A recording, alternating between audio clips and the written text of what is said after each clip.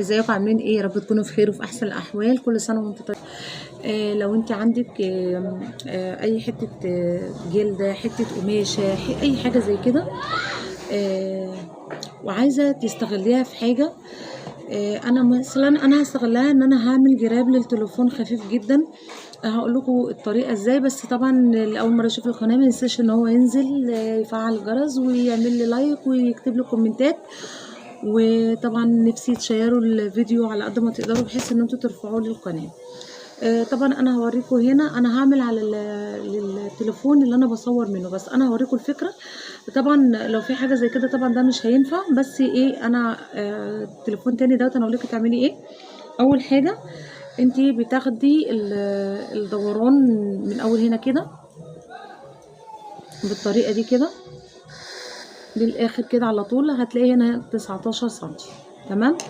هنا برضو هاخده كأن ديت مش موجودة، وهتاخدي من اول هنا كده. انا هعمله بسوسته يعني حاجة خفيفة كده، هي حتة الجلدة اللي هستغلها. وبرضو هو عشان الجراب بتاعه موجود فيه، بس عشان احيانا بحطه في الشنطة وكده لقيته ان هو بيكسر السكرينة، فانا قلت محتاجة ان انا عشان احميه يعني ككل. ده هنا 36 بتاخديه كده بالظبط. تمام. طيب انا بعمل ايه بعد كده؟ باخد المقاسات، احنا قلنا 19 و37. ادي هنا ال 19 اللي هو الدوران ده كده، بحط عليه حوالي ده الدوران كده اهو، ده 19. تمام. وبحط عليه حوالي 4 سم زياده للخياطه، ولان هو برضه عشان فيه زراير من الجنب وكده ما يضغطش على التليفون، ويبقى التليفون تدخليه وتطلعيه بسلاسه وحريه. ده كده الدوران. انا لقيت الحته عندي انا هستغلها زي ما هي. وده الطول، احنا كنا قايلين ان هو حوالي 36. لا، اللي هو كان 36 كله على الاتنين يعني 18. هنديله هنا كده حوالي سنتي زيادة، مش برضو لان انا مش محتاجة ده كله، هو بس السنتي زيادة عشان السوستة. تمام كده. انا هنا هعمل ايه؟ قبل ما اقفلها هبتدي ان انا هجيب سوستة، هي قطعة واحدة هركبها من هنا. بصي هو هنا فيها ورمة، بس انا اللي عايزاها بحيث ان هي يبقى ليها قفلة كده، يعني يبقى زي شكل كده بس. تمام. عايزة تسويها وتبقى عدلة براحتك.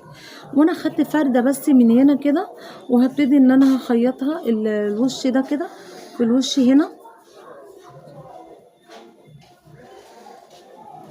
معلش بالطريقة دي، معلش كده. حاولي تخلي فيه هنا حتة طويلة، هنا حتة طويلة. انا هنا هخيط على بلون عندي تاني مختلف يعني.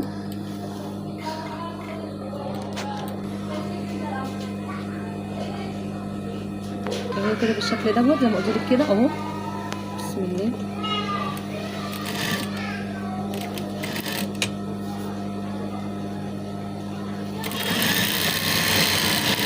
طبعا دي لواسه رجل غراب عشان تبقى تخلي يعني تحدث على السوسته كويس.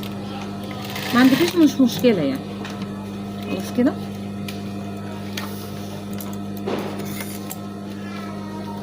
وهبتدي بالشكل ده.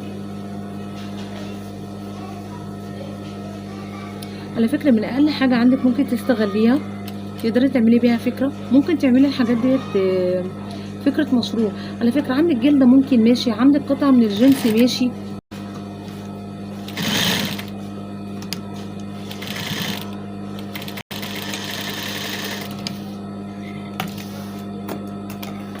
ابتدي ان انا اركب لها بقى جرار.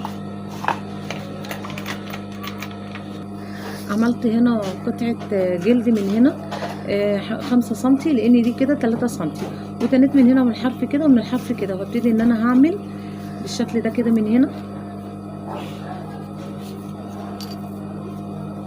وخيط على السوسته نفس انت عملتي كده اهو، وتبتدي تتني دي كده. طبعا انا اللي في الموضوع دوت ان الخامه اللي انا شغاله بيها مرنه وخفيفه. بالشكل ده كده.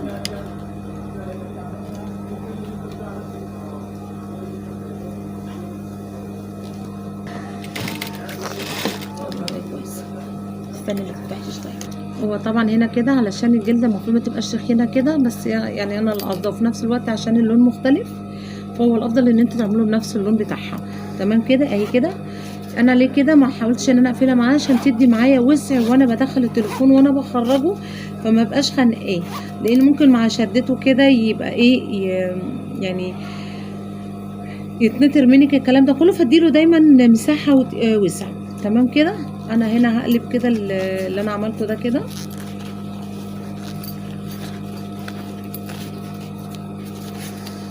خلاص كده. وهبتدي ان انا اجيبه هنا من الاول.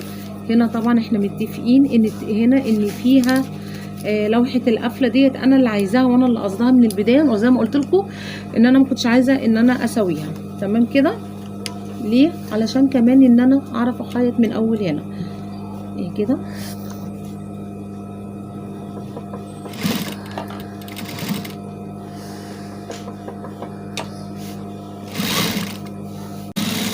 حلويات دي يا امي.